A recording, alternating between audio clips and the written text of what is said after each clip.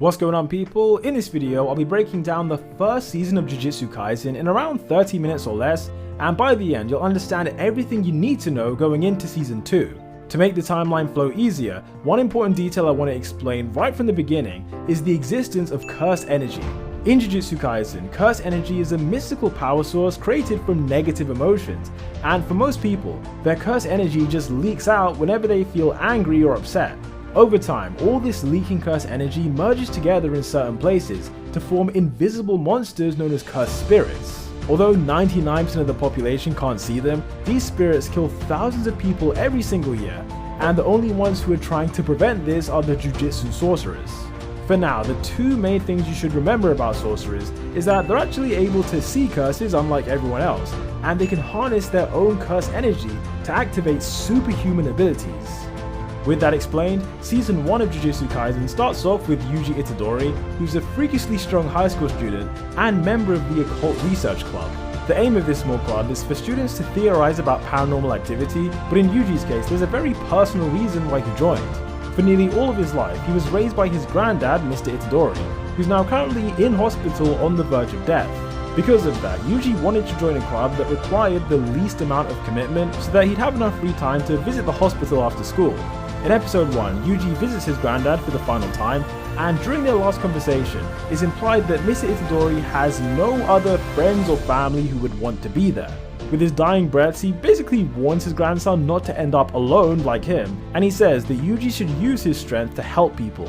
Following that, Mr. Itadori quietly passes away, but it doesn't take long for a Jujutsu sorcerer to then show up at the hospital. The name of this young sorcerer is Megumi Fushiguro, and he was sent on a mission to find a dangerous object.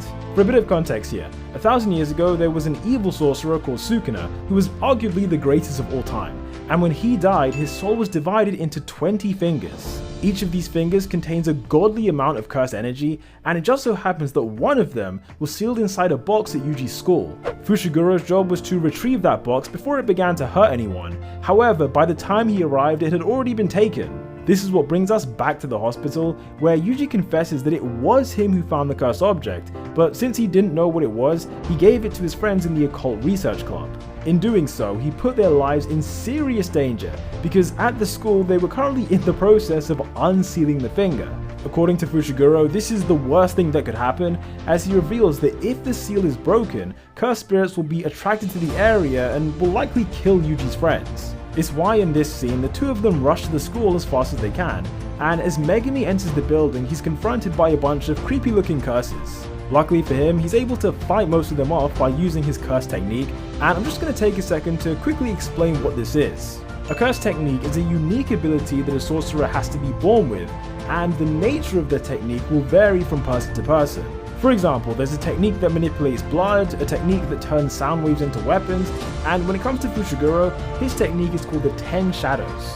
The way it works is that there are 10 different hand gestures that he can make, each of which creates a shadow, and from those shadows he's able to summon up to 10 different Shikigami. In episode 1, he summons his divine dogs to tear apart the cursed spirits, but at this stage in the timeline there are several other Shikigami that he hasn't managed to control.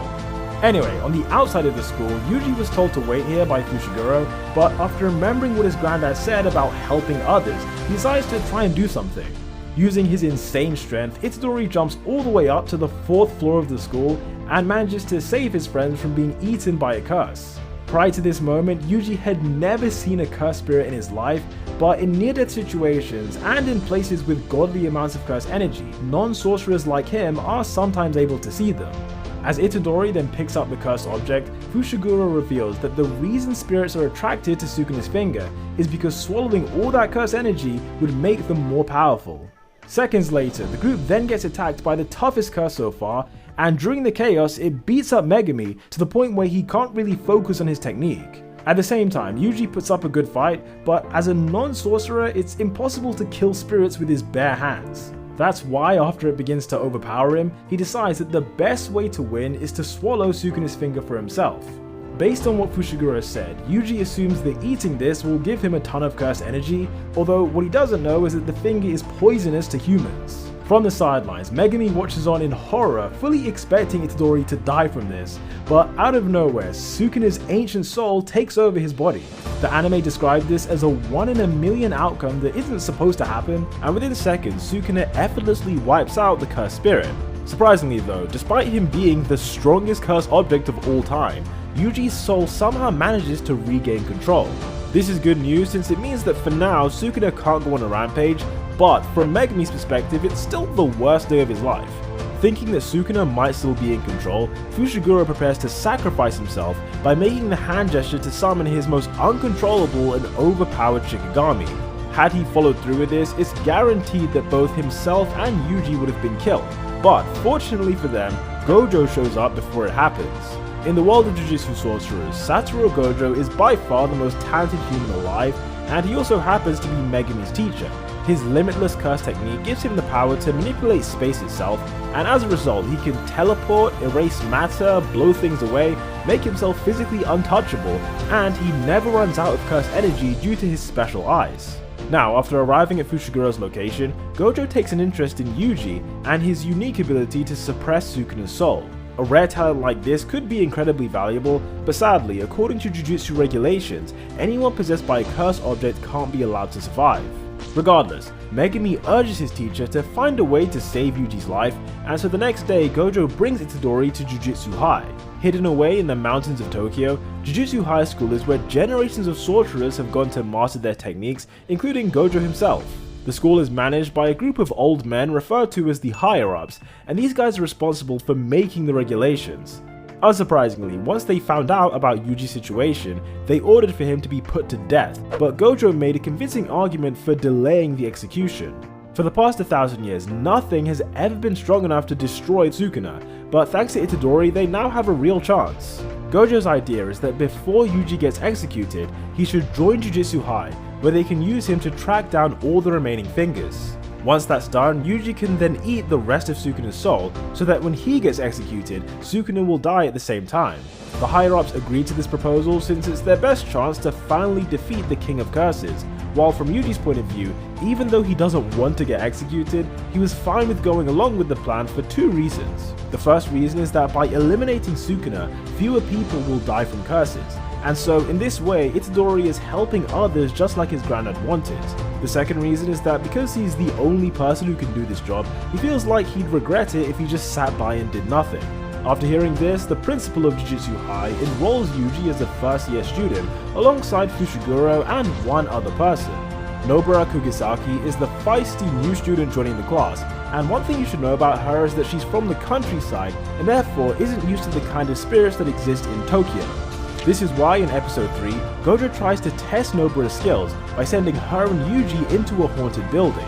Once they get inside, the two students then immediately split up, with Kugisaki being unimpressed at how Itadori only recently learnt about curses. Despite his inexperience though, he still exercises a spirit by himself by using this thing called a cursed tool.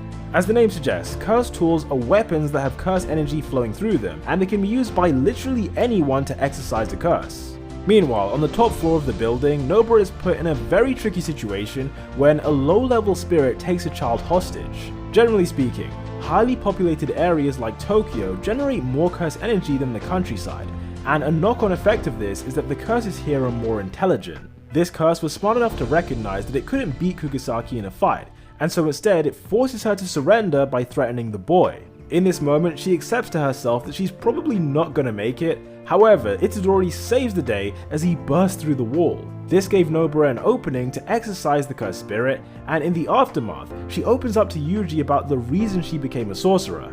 When she was younger, a family from Tokyo moved into her village, but were eventually forced to leave after receiving abuse from the locals. One of the girls in that family was Nobara's best friend at the time, and ever since the incident, Kugisaki has hated the countryside. Transferring to Jujutsu High was the only way for her to escape, and by arriving in Tokyo, she hopes that someday she'll bump into her old friend. Moving on, 2 weeks later, Nobara, Yuji, and Fushiguro are sent on a dangerous mission where unfortunately one of them ends up dead. To understand how this happened, we need to realize that when Sukuna came back to life, it led to a chain reaction in which his other 19 fingers were awakened. As a result, they now produce even more curse energy than usual, and on this mission, the group encounters a spirit that consumed one of these supercharged fingers. Cursed spirits of this level would usually be dealt with by someone like Gojo, but on this occasion, he was away on business and apparently no one else was free. That's why the first years were handed such a dangerous job, and after arriving at the scene, Nobara instantly gets abducted and thrown into a room full of cursed spirits. At the same time, Yuji and Fushiguro are attacked by the curse I just mentioned, and they realize pretty quickly that they're outmatched. Yuji in particular has his arm chopped off right at the beginning of the fight, while one of Fushiguro's divine dogs is torn to pieces. Feeling desperate, Itadori decides to ask Sukuna for help, but the King of Curses replies by threatening to murder everyone here if he gets control of the body. For that reason alone, Yuji begs his classmate to run as far away as possible so that he can unleash Sukuna without having to worry about people being killed. After briefly hesitating, Fushiguro agrees to this plan, and he leaves the area to go and find Kugisaki. His remaining divine dog has the ability to track down anyone with a familiar scent, and so in around 5 minutes, it leads them straight to Nobara. If they'd arrived any later, she would have definitely been eaten by this cursed spirit, but Fushiguro saves her life by using his frog Shikigami. Following that, they completely escape the area, with the unconscious Kugisaki being put in the back of a car and driven straight to the hospital.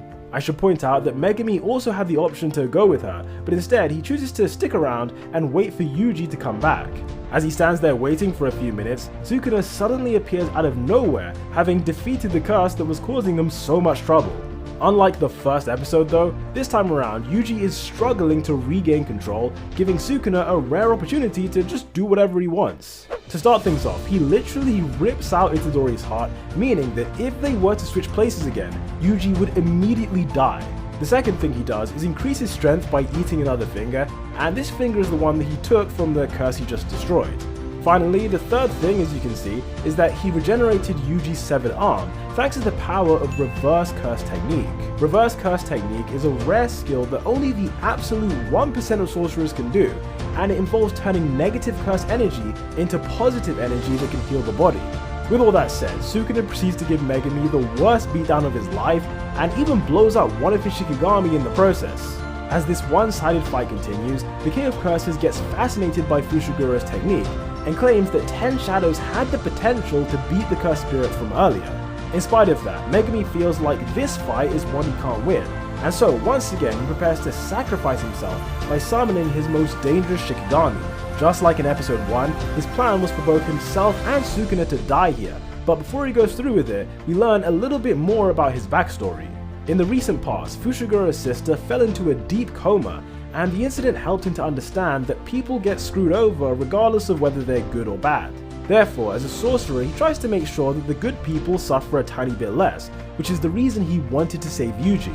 After hearing this, Itadori finally retakes control back from Sukuna, and collapses on the ground without the need for anyone to be sacrificed. The next day, when Gojo returns from his trip, he immediately suspects the higher-ups of organizing Yuji's death. While it's true that they did agree to pause his execution, there were still many higher-ups who wanted him gone, and sending first years on a mission like this was the perfect way to do it.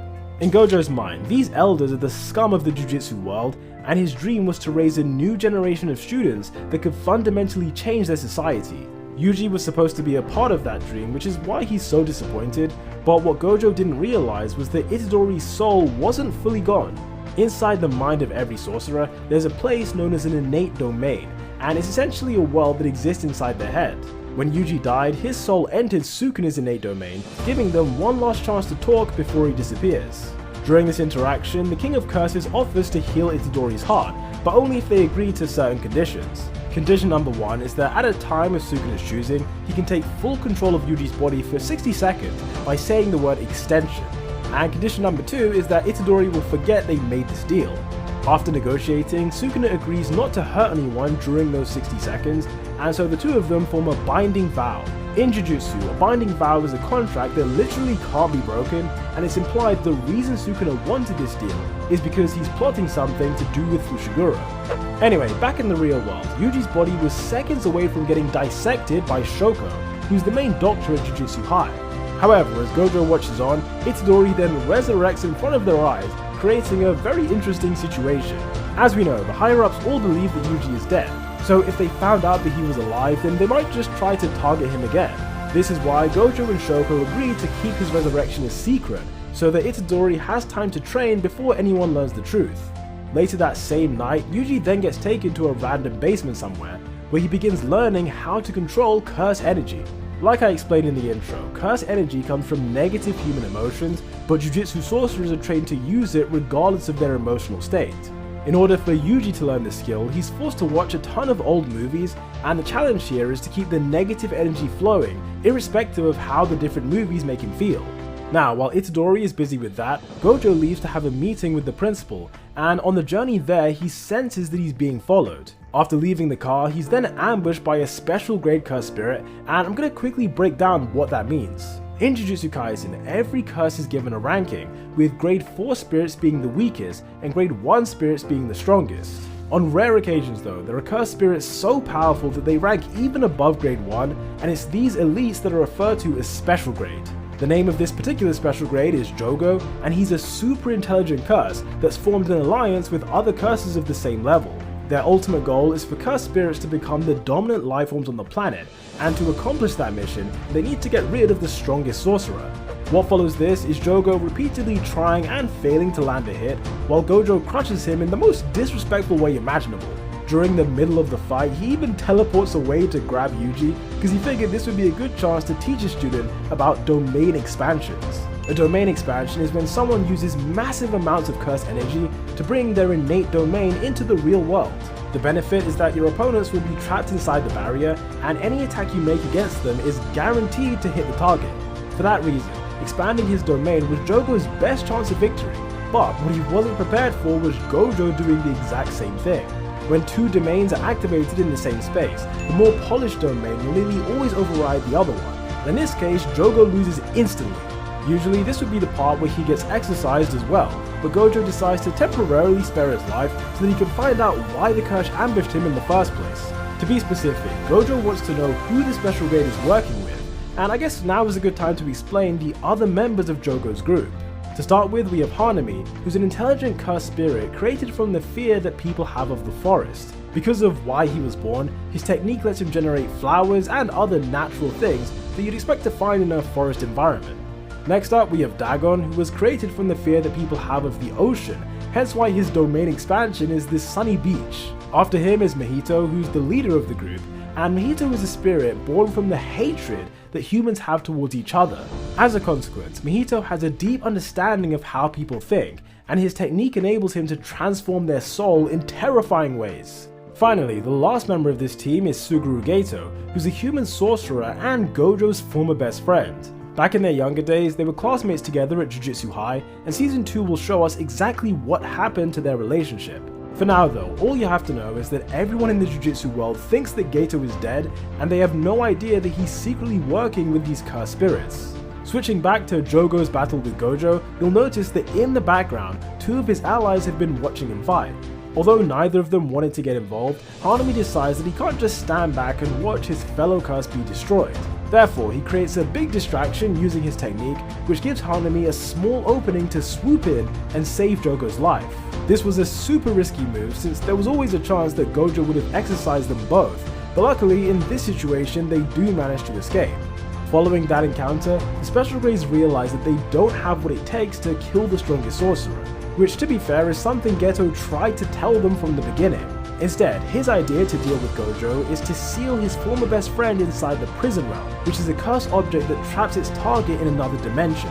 For this scheme to work though, there are certain preparations that Geto has to make, which is why he says that they should wait a few months until October the 31st. Flashing forward to September, by this point Yuji has been secretly training for a while, and he's learned the basics of using cursed energy.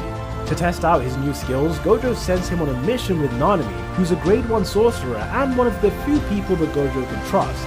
Together, their job is to investigate the murder of 3 high school students who were gruesomely disfigured in a local cinema. The way they were killed means that a cursed spirit is likely responsible, and after looking into it, Nanami discovers 2 things. Number 1, at the time of the killings, there was another boy in the cinema called Junpei who could possibly be a witness. Number 2, whoever the murderer is left behind obvious clues, almost like they want to be found. The next day, these clues bring Nanami to a location in the sewer, where he comes face to face with Mahito.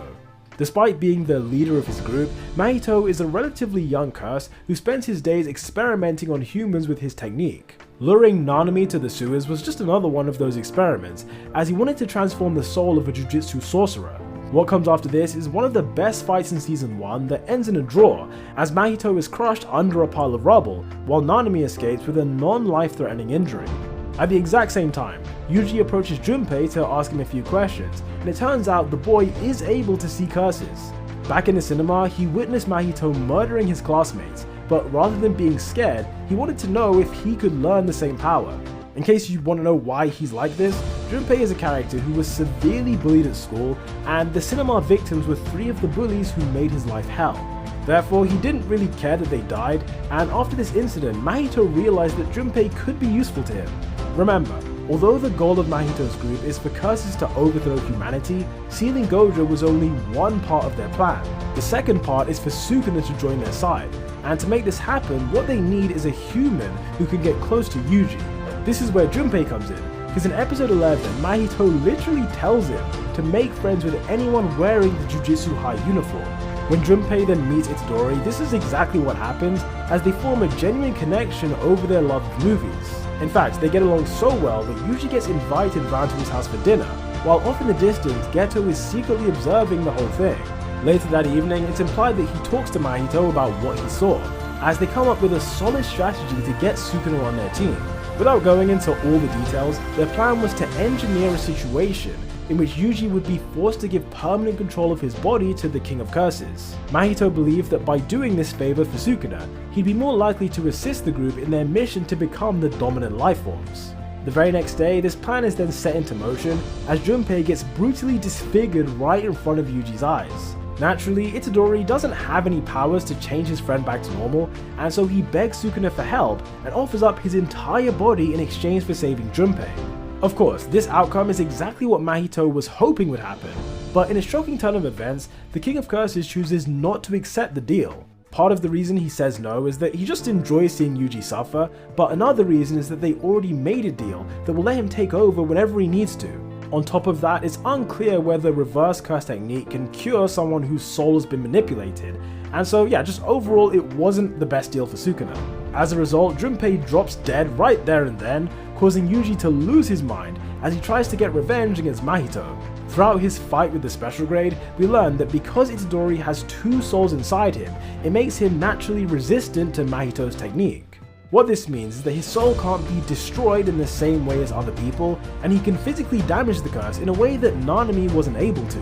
Speaking of Nanami, he then shows up at the location, and the 2 sorcerers work together to crush the special grade to the point where he's about to be exorcised. Unfortunately though, this near-death experience causes Mahito to evolve as he triggers his domain expansion for the first time ever.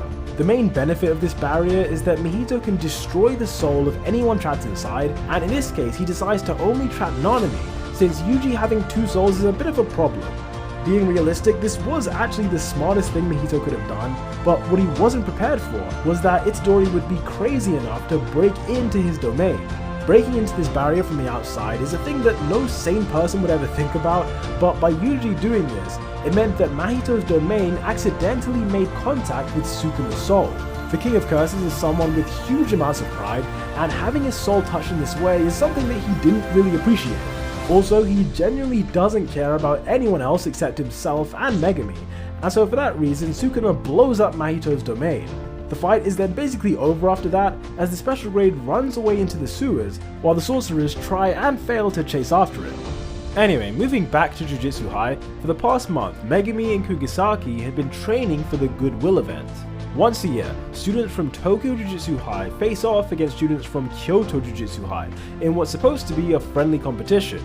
On both sides you have quite a few interesting students, but for the purpose of this video, I'm just going to take you through the 5 characters who will be most relevant to the plot.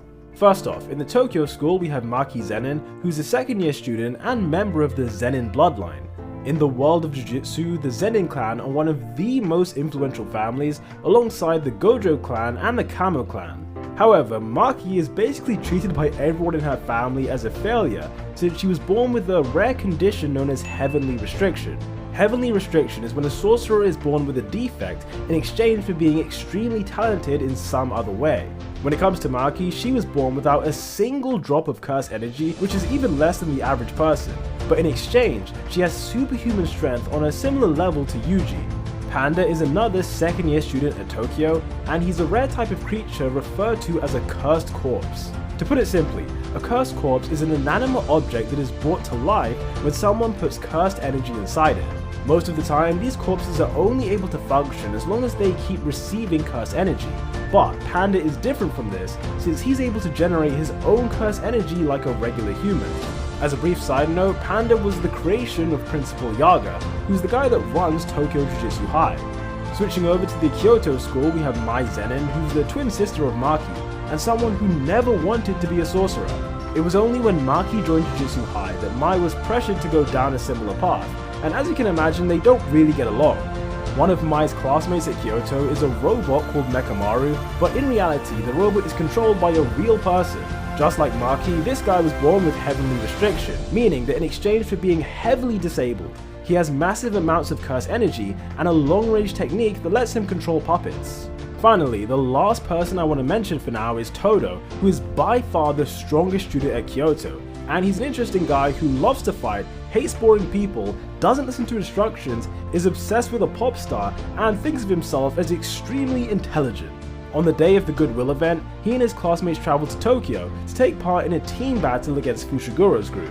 However, just before it gets underway, Gojo turns up with a surprise for everyone as he dramatically reveals that Yuji is still alive. Given that it's been about 2 months since he died, Megumi and Kugisaki had finished grieving him a long time ago, and so their initial reaction wasn't as excited as he was expecting. Regardless, they were both happy to have him back, although there's one person who didn't exactly feel the same way. Principal Gakuganji is the headmaster of the Kyoto school and is one of the old higher-ups that wanted Yuji to be executed.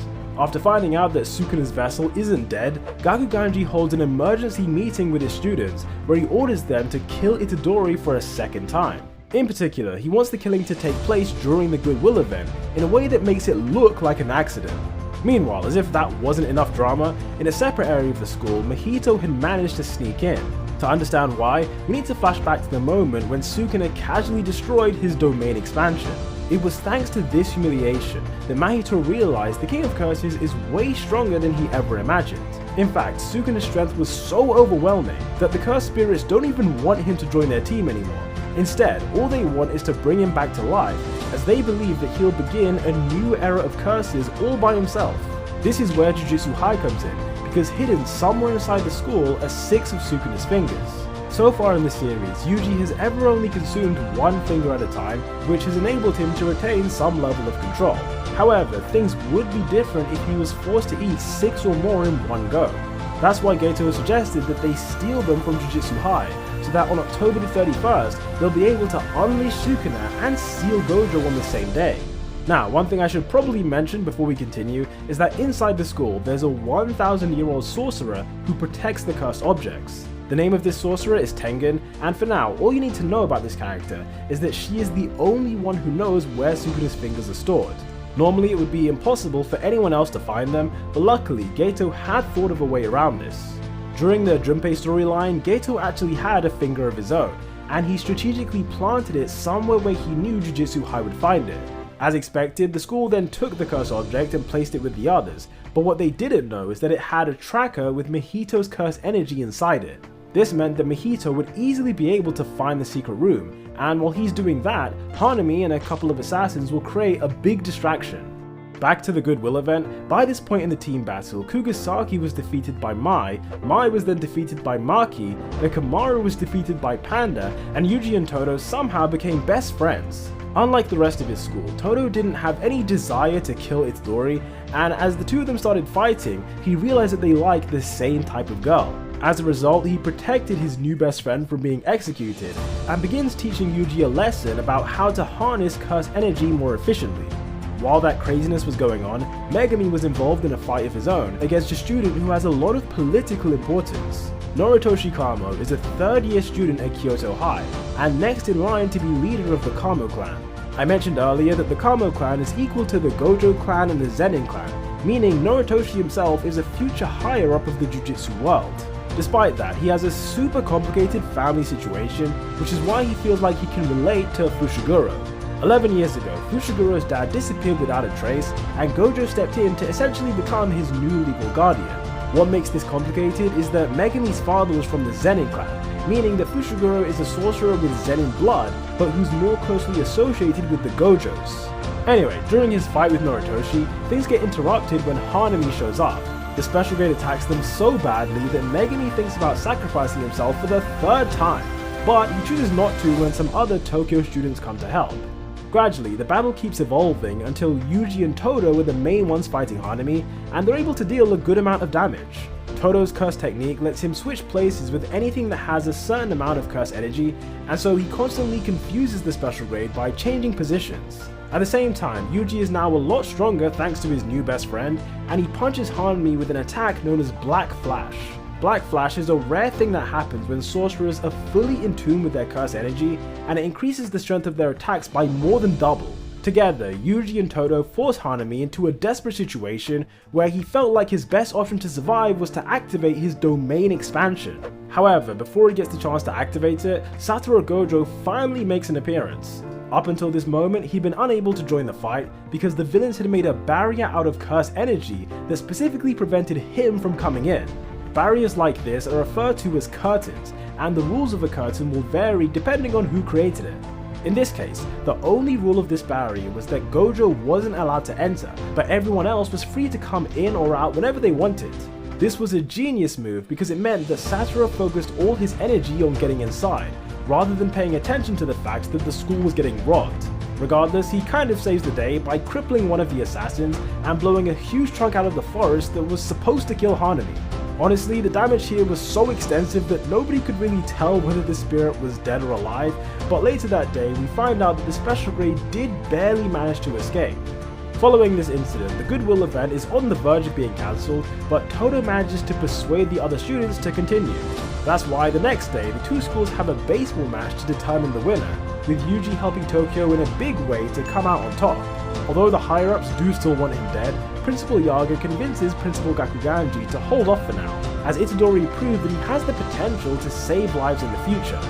Later that week, the first years are sent on a brand new mission where they investigate the mysterious deaths of 4 people. The 4 victims all used to be classmates over 20 years ago, and coincidentally, the school they went to is where Megami used to go before Jujutsu High. As part of the investigation, Fushiguro pays his old school a visit, where a member of staff and a couple other students give us some relevant information.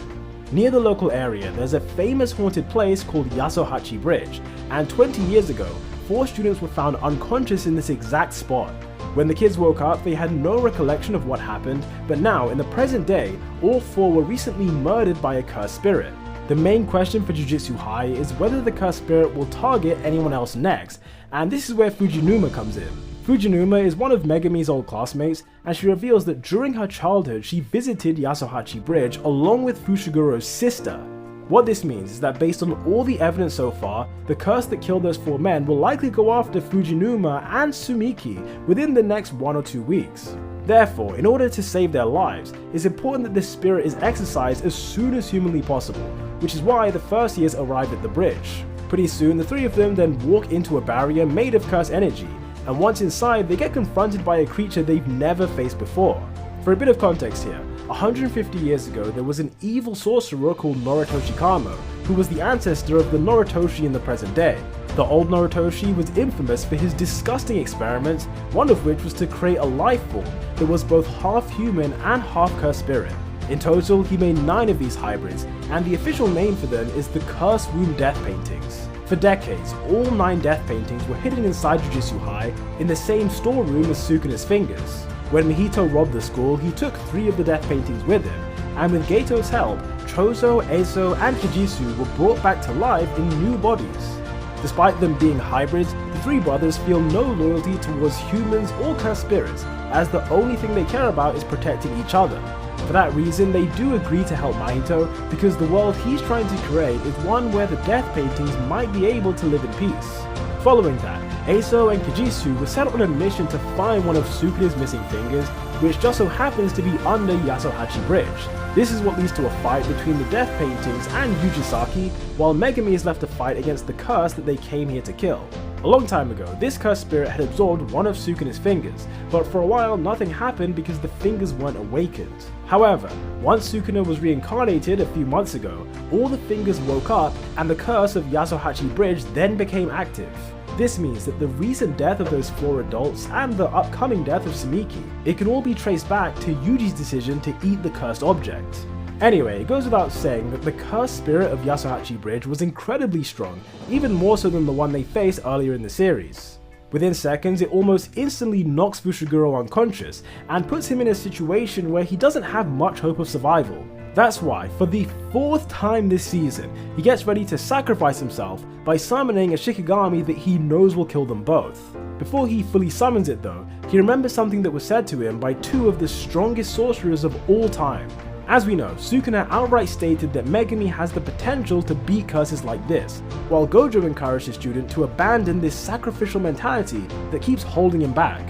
Therefore, instead of just sacrificing himself, Fushiguro chooses to go all out as he attempts to manifest his domain in the real world. Only sorcerers of the highest level can do this, and while Megami isn't on that level yet, he's able to create an incomplete domain expansion. Within this shadowy domain, he can create clones of himself and clones of his Shikigami, which are used to overwhelm the special grade spirit.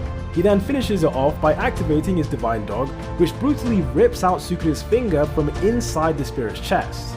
In the end, the result of this fight is that Sumiki and Fujinuma are no longer going to die from the curse of the bridge, but unfortunately his sister is still in a coma due to a completely separate curse that she also has. Meanwhile, Yuji and Kugisaki kill the 2 death paintings, and this was impressive since Eizo and his brother were technically special grade curses. After the incident, Itadori feels slightly guilty for what happened, given that they ended the lives of 2 actual human beings who clearly cared about each other a lot. Although the eldest sibling Chozo wasn't there, his curse technique allowed him to sense that his siblings were killed. Geto then reveals to him that it was Yuji who killed them, and this scene is super important for 2 reasons. Number 1, Geto receiving this intel so quickly proves beyond any doubt that there's someone at Jujutsu High who's feeding him information. Number 2, the death of Chozo's brothers gives him a real motivation to go after Yuji, which should be explored in the next season. A few days later, word begins to spread about how the first years each defeated a special grade, and this leads to a couple different consequences. For a start, Todo makes an official recommendation that they be promoted to grade 1 sorcerers, and his recommendation is supported by one of Gojo's friends, who may or may not have been paid by Gojo to do this. Another thing is that the second years begin training even harder than before, since Maki is determined not to fall behind her cousin Fushiguro and the other 2 first year students. On top of that, although the recent deaths were kind of Itadori's fault, Megami and Nobara agree not to tell him since they think that he might not be able to deal with the guilt. That being said, an interesting plot twist is that Yuji does actually know it was his fault, but he chooses not to say anything because he doesn't want Fushiguro to feel regret for saving his life. Season 1 then comes to an end with the first years going shopping before Gojo unexpectedly calls them for what he describes as a top secret mission. With that said, that was the whole of JJK Season 1 explained in around 30 minutes, although I think this might end up actually being closer to 40.